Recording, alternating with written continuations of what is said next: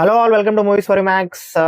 ఈ వీడియోలో మనం సంక్రాంతి లూజర్స్ గురించి డిస్కస్ చేద్దాం. అండ్ సంక్రాంతి లూజర్స్ అని కరెక్ట్ గానే ఉన్నారు, సంక్రాంతి విన్నర్స్ కాదు, సంక్రాంతి లూజర్స్. లూజర్స్ అని ఎందుకంటున్నా అంటే ఈ సంక్రాంతికి వచ్చిన ప్రతి సినిమా కూడా ఎయిదర్ ఆ సినిమాకి సంబంధించిన ఫుల్ పొటెన్షియల్ ని టచ్ చేయలేదు, ఆర్ ఎల్స్ ఆ సినిమాలో పొటెన్షియలే లేదు చూపించడానికి. సో వాటి గురించి ఇన్ డీటెయిల్ గా మాట్లాడుకునే ముందు మీరు మన ఛానల్ విజిట్ చేయడం ఇదే ఫస్ట్ టైం అయితే please do subscribe and hit the bell icon. So ఒక ప్రియారిటీ ఆర్డర్ లో కాకుండా రిలీజ్ డేట్ వైజ్ గానే వద్దాము. ఫస్ట్ థింగ్స్ ద రాజా సాబ్ లో టూ ఇంపార్టెంట్ పాయింట్స్ టచ్ చేశాడు. ఆ పాయింట్స్ కే స్టిక్ అయ్యి సినిమా తీసుంటే ఒక 1000 కోట్లు ప్రభాస్ పేరు మీద ఇంకొక 1000 కోట్ల బ్రాదర్ పడేది. సో కలెక్షన్స్ మనం పక్కకు పెట్టేద్దాం.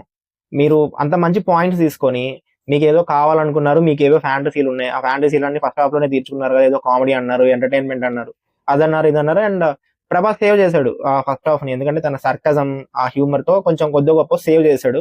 అండ్ సెకండ్ హాఫ్ వచ్చేసరికి సెకండ్ హాఫ్ లో అట్లీస్ట్ ఫస్ట్ హాఫ్ ఏదో టైం పాస్ చేసేసారు, సెకండ్ హాఫ్ లో అయినా కొంచెం ఆ పాయింట్స్ ని ఇన్ డీటెయిల్ గా డిస్కస్ చేసి కంప్లీట్ గా వాటికే స్టిక్ అయ్యి అది మీరు చూపించి అప్పుడు మీరు ఆడియన్స్ రిసీవ్ చేసుకోకపోతే యూ కమ్ అండ్ బ్లేమ్ అస్, అప్పుడు ఒప్పుకుంటాం. కానీ మీకు ఎక్కలేదు, మీకే అర్థం కాలేదు, ఆడియన్స్ సరిగ్గా చూడలేదు, సెకండ్ టైం చూడండి, ఇలాంటి స్టేట్మెంట్స్ ఇస్తే ఏం చేయలేము. ఒక్కటి చెప్పండి, మారుతి గారిని అడుగుతున్నాను, డైరెక్టర్ మారుతి గారిని, సెకండ్ హాఫ్ లో ఎంటర్ అయిన తర్వాత మళ్ళీ ఆ కామెడీ ఎందుకు? సరే, హారర్ స్టార్ట్ అయింది, కొంచెం భయపెట్టి కామెడీ జనరేట్ చేద్దాం అనుకున్నారు, దట్స్ యాక్సెప్టబుల్. మళ్ళీ లోపలికి వెళ్ళిన తర్వాత ఆ రొమాన్స్ ట్రాక్ ఎందుకు? అంటే భయం ఉండదు ఆ హీరోయిన్లకి. హీరోయిన్లు అంటే గుర్తొచ్చింది, ముగ్గురు హీరోయిన్లు ఈ కథకి అవసరమా? మిమ్మల్ని మీరే క్వశ్చన్ చేసుకోండి, నిజంగానే ఈ కథకి ముగ్గురు హీరోయిన్లు అవసరమా? అవసరం లేదు. నిధి అగర్వాల్ అవసరం లేదు, రిధి కుమార్ అవసరం లేదు, మాల్విక మోహన్ ఈ స్టోరీలో పార్ట్ కాబట్టి ఖచ్చితంగా తను ఆర్ సమ్ అదర్ హీరోయిన్ ఎవరో ఒకళ్ళు అక్కడ కావాలి కాబట్టి తనుంది, దట్స్ యాక్సెప్టబుల్. తను వీళ్ళతో పాటు ఎంటర్ అయింది. లోపలికి వెళ్ళిన తర్వాత మీరు ఆ పాయింట్స్ మీద కంప్లీట్ ఫోకస్ పెట్టుంటే బాగుండేది. కానీ మీరేం చేశారు, ఎక్కడ లేని సంతనంతా ఆ ఇంటికి తీసుకెళ్లారు, కామెడీ నవ్వు రాలేదు, రొమాన్స్ రాలేదు, ఏదో సాంగ్ నాచే నాచే సాంగ్ పెట్టారు. కంప్లీట్ ఒక హారర్ సినిమా చూస్తున్నాం అని కూర్చున్నప్పుడు నాచే నాచే సాంగ్ వస్తుంది. సో గాన్, మీకే ఒక క్లారిటీ లేకుండా ఎగ్జిక్యూషన్ లో ఫెయిల్ చేసినప్పుడు you can't blame the audience. And నేనేం ఎగ్జాజరేట్ చేయట్లేదు, ఈ సంక్రాంతికి వచ్చిన ఎవ్రీ మూవీలో ఫుల్ పొటెన్షియల్ అంటే పొటెన్షియల్ ని గట్టిగా ట్యాప్ చేసి ఎమోషన్స్ ని గట్టిగా ఇలా బాంబ్ బ్లాస్ట్ చేసి ఆ పాయింట్స్ ని కరెక్ట్ గా ఎగ్జిక్యూట్ చేసి ఉంటే ద రాజా సాబ్ కంటే బెస్ట్ మూవీ ఉండేది కాదు. మిగతా సినిమాలన్నీ ఆల్మోస్ట్ కొన్నిట్లో పొటెన్షియలే లేదు, వాటి దగ్గర కూడా వెళ్దాం. సో ఈ మూవీ ఇలా వెళ్ళిపోయింది. నెక్స్ట్ మనశంకర వరప్రసాద్ వర్క్ అయింది. అనిల్ రావిపూడి గారు వింటేజ్ చిరంజీవి గారిని తీసుకునడానికి. అండ్ వింటేజ్ చిరంజీవి అంటే అవి రీక్రియేట్ చేయడం ఇట్లాంటివి ఏం చేయలేదు, దట్స్ ద హ్యాపీయెస్ట్ థింగ్. అలా చేయకుండా ఇప్పుడు ఆయన ఏజ్ కి కొంచెం ఆ టచ్ ని తీసుకొచ్చారు అంతే. సో దాని వల్ల ఆడియన్స్ కి బాగా వర్కౌట్ అయింది. అండ్ లేక్ సీన్స్ లేవు. మనం చూస్తే బోలా శంకర్ లో కొన్ని లేక్ సీన్స్ ఉంటాయి. ఇక్కడ నాకు భయం అయింది, ఎక్కడ క్యాథరిన్ చిరుని సైట్ కొడుతున్నట్టు అలాంటి సీన్స్ ఏమైనా పెడతాడేమో అని భయం వేసింది.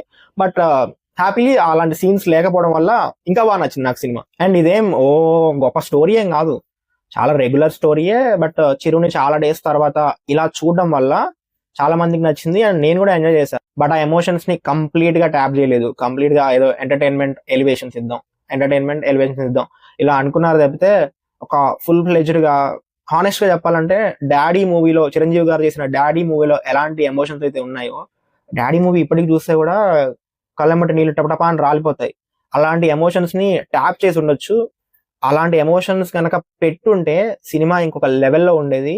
మళ్ళీ మీరు అనొచ్చు, బ్రో కలెక్షన్స్ ఫుల్ గా వస్తున్నాయి, ఆడియన్స్ థియేటర్ కి పరిగెడుతున్నారు అంటే, పరిగెడతారు ఆబ్వియస్లీ. చిరంజీవి గారిని లాంగ్ టైం తర్వాత ఇలా చూడాలి అనుకుని చూసినప్పుడు ఖచ్చితంగా పరిగెడతారు. అండ్ సంక్రాంతి సీజన్ కూడా కలిసి వచ్చింది. కొన్ని కలెక్షన్స్ గురించి మాట్లాడట్లేదు. మనశంకర వరప్రసాద్ ఖచ్చితంగా తన ఫుల్ పొటెన్షియల్ అయితే ట్యాప్ చేయలేదు. ఆ ఎమోషన్స్ ఒక్కటి సరిగ్గా చూసుకొని ఉంటే ఇంకా బాగుండేది అనిపించింది. అండ్ ఇంకొక ప్రాబ్లం ఏంటంటే, అనిల్ రావిపూడి గారు సంక్రాంతి కాకుండా వేరే ఏదైనా సీజన్ కి వచ్చి సినిమా రిలీజ్ చేసేంత స్కోప్ ఉందా అని అర్థం కావట్లేదు. నిజంగా I want to see him. మీరు భగవంత్ కేసరి రిలీజ్ చేశారు కదా బ్రో దసరాకి అంటే, దసరాకి రిలీజ్ చేసిన Bhagavanth Kesari some out of the box concept, అది ఫ్యామిలీ ఎంటర్టైనర్ కాదు. దానికి ఎంత కలెక్షన్లు వచ్చాయి ఎంత అనేది మనం చూసాం ఆల్రెడీ. మీరు అంటే దాంట్లో బాలకృష్ణ హీరో బ్రో, అంతా ఆయనకు తగ్గట్టే కలెక్షన్స్ వచ్చాయని మీరు అనొచ్చు. బట్ సంక్రాంతి కాకుండా వేరే సీజన్ లో వస్తే అంతే కలెక్షన్స్ వస్తాయా అంటే మోస్ట్లీ రాకపోవచ్చు. సంక్రాంతి ఆయనకు బాగా కలిసి వస్తుంది. సో సినిమా కొంచెం అటు ఇటుగా ఉన్న ఆ ఎంటర్టైన్మెంట్, ఆ కామెడీ అనేది వర్కౌట్ అయితే చాలు అనుకొని వెళ్తున్నారు theatre audience. So it's somehow working. And F3 కూడా ఒక చిన్న కాంట్రవర్సీ ఉన్నట్టుంది.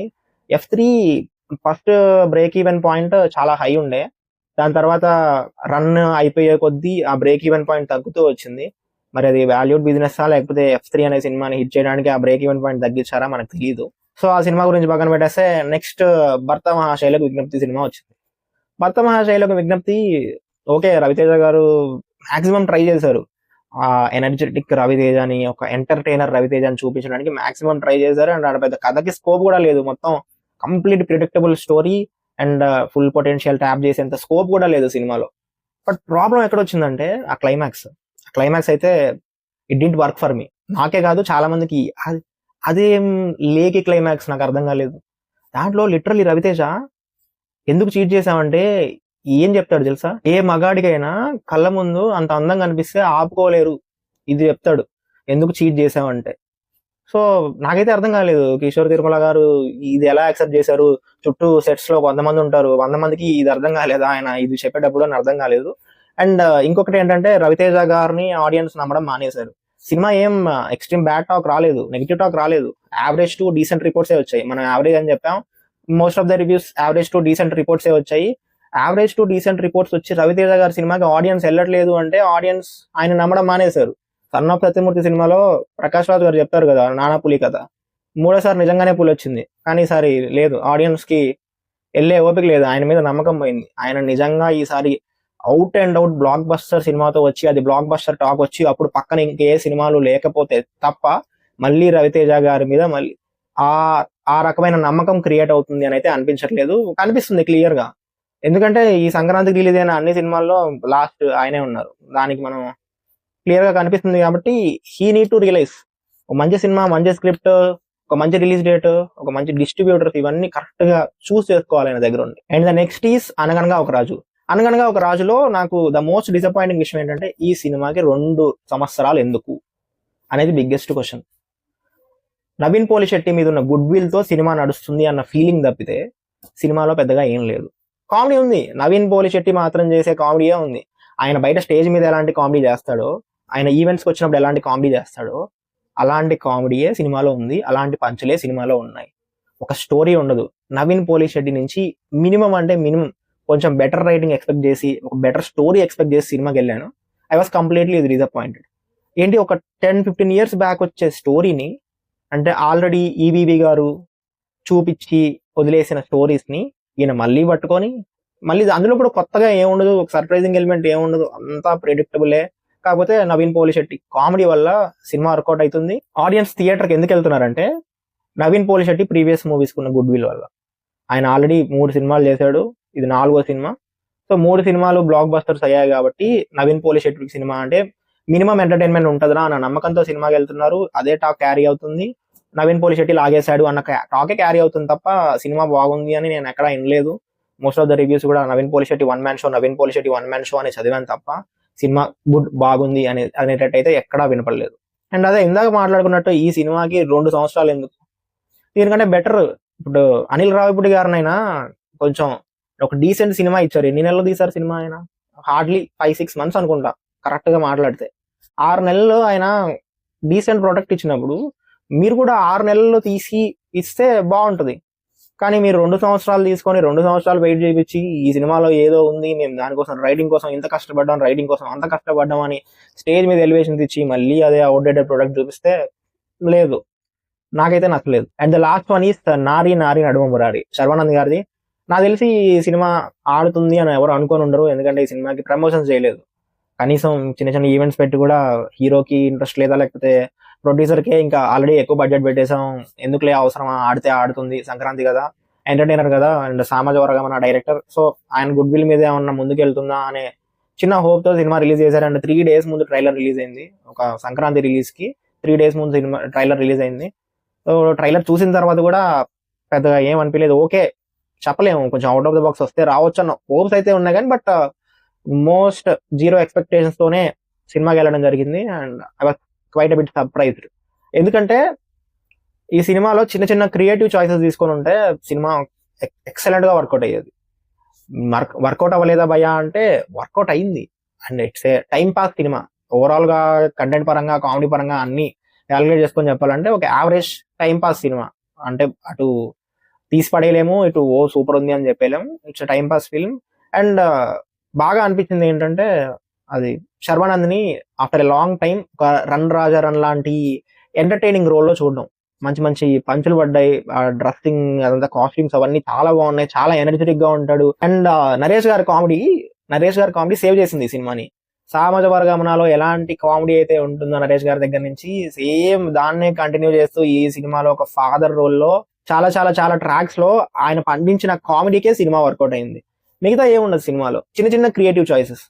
ఫస్ట్ థింగ్ ఏంటంటే ఇంటర్వెల్ లో ఒక సర్ప్రైజ్ ఎలిమెంట్ లాగా పెట్టుంటే బాగుండేది. ఆ సెకండ్ హీరోయిన్ రివీల్ చేయకుండా వాడికి ఒక ఎక్స్ గర్ల్ ఫ్రెండ్ ఉంది, వాడికి ఒక ఎక్స్ గర్ల్ ఫ్రెండ్ తో పాస్ట్ లో ఇలా అయింది అనే ఒక ఎలిమెంట్ ని ఒక సర్ప్రైజింగ్ ఫ్యాక్టర్ లాగా పెడితే ఒక హై వచ్చేది ఇంటర్వెల్ కి.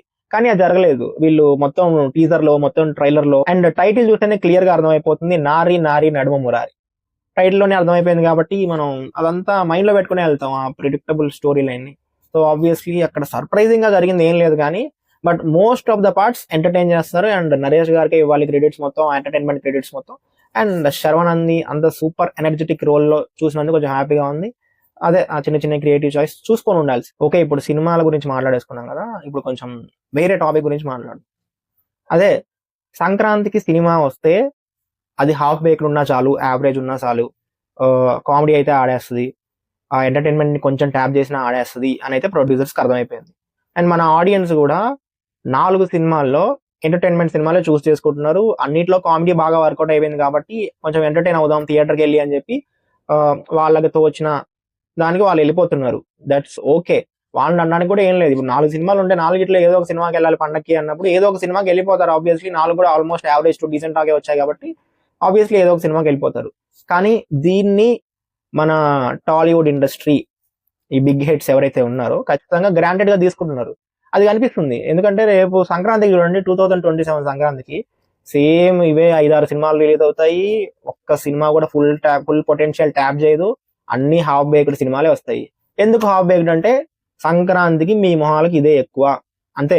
అదే నార్మల్ టైంలో తీసుకురమ్మనండి, వాష్ అవుట్, యావరేజ్ సినిమా ఉండదు నార్మల్ టైంలో. ఓన్లీ సంక్రాంతి టైంలోనే యావరేజ్ సినిమా కూడా ఫుల్ కలెక్షన్స్ వస్తాయి. మీరు ఒక ట్రెండ్ గమనించారో లేదో, లాస్ట్ ఇయర్ సంక్రాంతికి వస్తున్నాం చూసి గేమ్ చేంజర్ పొలిటికల్ ఫిల్మ్ అది పోయింది, టాక్ బాగాలేదు, అది వాచ్ అవుట్. మీరు గమనించారా?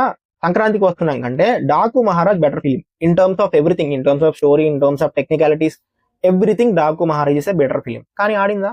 లేదు, సెమీ హిట్. సో మీరు అర్థం చేసుకోండి. దెన్ సంక్రాంతికి వస్తున్నాను రిలీజ్ అయింది. సంక్రాంతికి వస్తున్నాలో ఏమైనా ఉందా? స్టోరీ ఉందా? లేదు, just entertain time pass film. ఆడేసింది ఎన్ని కోట్లు? ఆల్మోస్ట్ 275 to 300 కోట్లు. వాళ్ళకి ఒక మైండ్ లో పడిపోయింది. అంటే మనం ఎంత హాఫ్ బేక్డ్ సినిమా తీసినా జస్ట్ కామెడీ వర్కౌట్ అయితే చాలు, మనం మాత్రం సంక్రాంతికి రిలీజ్ చేయాలి, సంక్రాంతికి మాత్రమే రిలీజ్ చేయాలి. ఎందుకంటే సంక్రాంతికి రిలీజ్ చేస్తేనే కలెక్షన్లు వస్తాయి, మిగతా ఏ టైంలో తీసినా వాష్ అవుట్. సో ఈ ట్రెండ్ ని నెక్స్ట్ ఇయర్ దీనికి 2 times ఎక్కువ మూవీస్ అనౌన్స్ చేస్తారు. ఆ సినిమాలు ఎన్ని వస్తాయి, ఎన్ని డిస్ట్రిబ్యూషన్ వల్ల ఫెయిల్ అవుతాయి, ఎన్నిటిని మళ్ళీ డిస్ట్రిబ్యూషన్ థియేటర్స్ దొరక్క ఆగిపోతారు అనేది చూడాలి. ఎందుకంటే ఈసారి కూడా థియేటర్ ఇష్యూస్ చూసాం కదా. ద రాజాసాబ్ కి Day 1 Jan 9th థియేటర్లు ఇవ్వలేదు. Jan 9th థియేటర్లు ఇవ్వకుండా కే ర్యాంప్ వేశారు, అఖండ 2 వేశారు. మనకు తెలుసు ఎవరు వేయించారు అది వేయకుండా. సో దాన్ని మనం అనలేము, అది థియేటర్స్ ఇంకా డిస్ట్రిబ్యూటర్స్ ఇష్యూ. అది సపరేట్ గా వేరే వీడియోలో మాట్లాడుకుందాం డిస్ట్రిబ్యూటర్స్ ఇష్యూ గురించి. దాని మీద కూడా ఒక వీడియో చేస్తున్నాం. నెక్స్ట్ ఇయర్ మాత్రం ఇప్పటికైతే ఒక 8 సినిమాలు వస్తాయబ్బా. 8 సినిమాలు మెల్లగా చూస్తూ ఉండండి. సమ్మర్ లోపు 8 సినిమాలు అనౌన్స్ అవుతాయి. 8 సినిమాలు సంక్రాంతికి మాత్రమే వస్తామని ప్రమోట్ చేసుకుంటారు. లాస్ట్ కి కొన్ని సినిమాలు డ్రాప్ అవ్వచ్చు, లేకపోతే మేము చూసుకుందాం అని చెప్పి అన్ని రావచ్చు. అండ్ మీరు ఇంకోటి గమనించాలి, పెద్ద సినిమాలు డేర్ చేయాలి ప్రీ సంక్రాంతి రావాలంటే. ఎందుకంటే సంక్రాంతి టైంకి ఒక ప్రాపర్ రీజనల్ ఎంటర్టైనర్ సినిమా చూద్దామని మాత్రమే ఆడియన్స్ ఫిక్స్ అవుతున్నారు. లాస్ట్ ఇయర్ సంక్రాంతికి వస్తున్నాము, ఈ ఇయర్ 4 సినిమాలు. ఒక సినిమా గురించి చెప్పట్లేదు, మనశంకర్ వరప్రసాద్ ఆడుతుంది, నారి నారి నడుమ మురారి ఆడుతుంది, భర్త మహాశైలకు విజ్ఞప్తి, అది లాస్ట్ ప్రియారిటీ. అంటే ఈ 3 సినిమాలకు టికెట్లు దొరకకపోతే ఆ 4వ సినిమాకి వెళ్తున్నారు తప్ప దానికి వెళ్ళట్లేదు. బట్ ఈ 3 సినిమాలకు మాత్రం కొంచెం ప్రియారిటీ, అంటే వెళ్ళిపోదాం అన్నట్టే వెళ్తున్నారు. బట్ రవితేజ గారికి ఆ గుడ్ విల్ లేదు కాబట్టి సో ఆయన మనం దాన్ని ఏం చేయలేము. సో దాన్ని బట్టి అర్థం చేసుకోండి సంక్రాంతి అనేది ఎంత ఇంపార్టెంట్ అయిపోయిందో, ఎంత మన దగ్గర నుంచి డబ్బులు లాగేసుకోవచ్చు ఈజీగా అన్న ప్లాన్ అయిపోయింది. డబ్బులు లాగేసుకోవడం ఏంటి బ్రో, మేము పోతున్నాం, మేము ఎంటర్టైన్ అవుతున్నాం, డబ్బులు ఇస్తున్నాం అంటే, మీరు ఒకటి నిజంగా అర్థం చేసుకోండి, బెటర్ ఫిలిమ్స్ ఏనా సంక్రాంతికి వచ్చిన ఫిలిమ్స్? ఒక్క సినిమా అయినా గుడ్ ఖచ్చితంగా బాగుంది, ఖచ్చితంగా థియేటర్కి వెళ్ళాల్సిందే అన్న సినిమా ఒక్కటైనా ఉందా? నాకైతే ఒక్కటి కూడా లేదు. ఇంకా బెటర్ గా తీయొచ్చు, అది గ్రాంటెడ్ గా తీసుకుంటేనే ఇలాంటి హాఫ్ బేక్డ్ ప్రొడక్ట్స్ వస్తాయండి. ఏది తీసినా చూసేస్తారులే, ఏదో ఒకట్లే, వాళ్ళకి పండక్కి ఇదే ఎక్కువ అన్నట్టు. అండ్ దీనికి తోడు హైక్స్ అంటే వీళ్ళకి హైక్స్, మీకు దండం సార్. హైక్స్ ఎందుకు? ఎవడు తీమన్నాడు? 400 కోట్లు పెట్టి ఎవడు తీమన్నాడు సినిమా మిమ్మల్ని? ఆ 400 కోట్లు స్క్రీన్ మీద కనపడ్డాయా? కనపడలేదు. 400 కోట్లు మొత్తం రాజాసాబ్ గురించి మాట్లాడుకుంటే ఒక సెట్ వేసారబ్బా, హార్డ్లీ 2-3 సెట్లో సినిమా అయిపోయింది. 400 కోట్లు ఎందుకు? ఎవరికి ఇచ్చారు 400 కోట్లు? మీరు సినిమా మీద పెట్టారా? మీరు సినిమా మీద పెడితే, మీరు టెక్నికాలిటీస్లో ఆ 400 కోట్లను చూపిస్తే, మీ స్టోరీలో ఆ 400 కోట్లను చూపిస్తే, స్క్రీన్ మీద మాకు ఆ 400 కోట్లు కనపడితే అప్పుడు మీరు హైకులు తీసుకోండి, మాకు ప్రాబ్లం లేదు. మేము 500-1000 రూపాయలు టికెట్ పెట్టి 1000 రూపాయల వర్త్ సినిమా మేము చూసానరా అని మాకు అనిపిస్తే మాకు ఆ బాధ రాదు. నేను చూసా, కల్కి సినిమా 500 పెట్టి చూసా అనుకుంటా, 500 అంతే, 500 పెట్టి చూసా, నాకు ఆ బాధ రాలేదు. ఫుల్గా 500 వర్త్ సినిమా 1000 రూపాయలు పెట్టినా బాధ లేదు నా అనిపించింది. సలార్ సినిమా చూసా, 1000 రూపాయలు పెట్టినా బాధ లేదు నా అనిపించింది. సలార్ సినిమా కూడా 500 చూసా, 1000 రూపాయలు పెట్టినా బాధ లేదు నా అనిపించింది. ఎందుకంటే నాకు అదొక సినిమాటిక్ ఎక్స్పీరియన్స్, అసలు టెర్రిఫిక్ ఎక్స్పీరియన్స్ ఇచ్చింది. కానీ రాజాసాబ్ ఎందుకు? సరే, దీనికి ప్రీమియర్స్కి హైక్స్ ఇవ్వలేదు, మళ్ళీ డే 1 500 పెట్టారేంటి? డే 1 500 ఏంటి? ఎందుకు? ఏం చేసుకుంటారు? మీ సినిమా బాగుంటే లాంగ్ రన్లో ఫుల్ కలెక్షన్స్ వస్తాయి కదా. మీరు 200తో 12 కోట్లు కలెక్షన్ చేసి మర్చిపోయారా? 250-200తో.